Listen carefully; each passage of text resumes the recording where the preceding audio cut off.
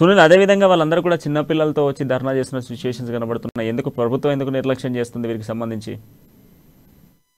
అదే దీంట్లో కొంతమందికి పెళ్లిళ్ళు జరగడం జరిగింది. అయితే ఈ నేపథ్యంలో పెళ్ళైన వారికి వారు అత్తారింటికి వెళ్తారు కాబట్టి ఇవ్వద్దనే ఆలోచనలో ఉన్నట్టుగా కొంత సమాచారం అందుతోంది. కానీ తప్పనిసరిగా తాము ఈ గ్రామంలోనే పుట్టి పెరిగాం, తమకు ఖచ్చితంగా తమ పూర్వీకుల నుంచి వస్తున్న భూమిలో తమకు సహజంగానే వాటా ఉంటుంది కాబట్టి ఆ ప్రభుత్వ ఆ, ఈ విషయాన్ని పరిగణలోకి తీసుకొని తమకు పరిహారం ఇవ్వాలని చెప్పి వాళ్ళు చెప్తా ఉన్నారు.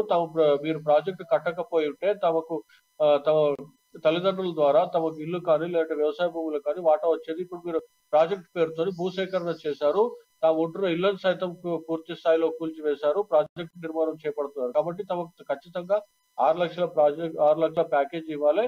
ఇదే రీతిగా పెళ్లైన వారు కొంతమందికి ఇప్పటికే సుమారు 400 మందికి పరిహారం ఇచ్చారు. మరి కేవలం 100 మందిని ఎందుకు పక్కన పెట్టారు, తాము ఎందుకు అర్హులం కావని చెప్పి మహిళలు ప్రశ్నించారు. తమ చిన్నారులతో సహా వాళ్ళు ఎండలో ఆందోళన చేపట్టిన పరిస్థితి ఉన్నాయి.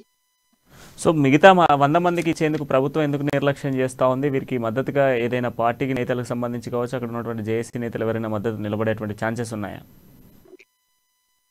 అయితే నేపథ్యంలో కాంగ్రెస్ పార్టీ నాయకులు మాత్రం మీడియా ముందుకు వచ్చి మద్దతు పలుకుతున్నట్లు చెప్పారు. కానీ ప్రాజెక్ట్ కు వెళ్లేందుకు మాత్రం ప్రయత్నించగా కాంగ్రెస్ నేతలు మాత్రం ఎక్కడికక్కడ పోలీసులు అడ్డుకుంటున్నారని చెప్పి బాధితులు ఆరోపిస్తున్నారు. కానీ బాధితులు ఒకటే విషయం స్పష్టం చేస్తున్నారు, తమకు ఏ పార్టీ నుంచి మద్దతు ఉన్నా లేకపోయినా తాము 100 మంది మాత్రం తమ చిన్నారులతో ఇక్కడ దీక్ష చేస్తామని చెప్తా ఉన్నారు. రేపటి నుంచి నిర్బంధంగా దీక్ష చేసేందుకు కూడా వాళ్ళు సమాయత్తం అవుతున్నారు.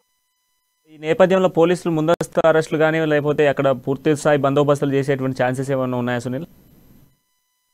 అయితే పనులకు ఆటంకం కలగకుండా మాత్రం పోలీసులు గట్టి బందోబస్తును ఏర్పాటు చేశారు. ఈ రోజు ఆందోళన చేస్తున్న వారిని మాత్రం చెదరగొట్టారు. పోలీసు వాహనాల్లో తీసుకెళ్లి వాళ్ళ స్వగ్రామాల్లో వదిలిపెట్టడం జరిగింది. కానీ రేపు మాత్రం వాళ్ళ ఆందోళన మళ్ళీ తీవ్రతరం చేస్తామని చెప్తా ఉన్న నేపథ్యంలో రేపు పోలీసు బందోబస్తును మరింత పెంచే అవకాశాలు ఉన్నాయి. Right, thank you Sunil.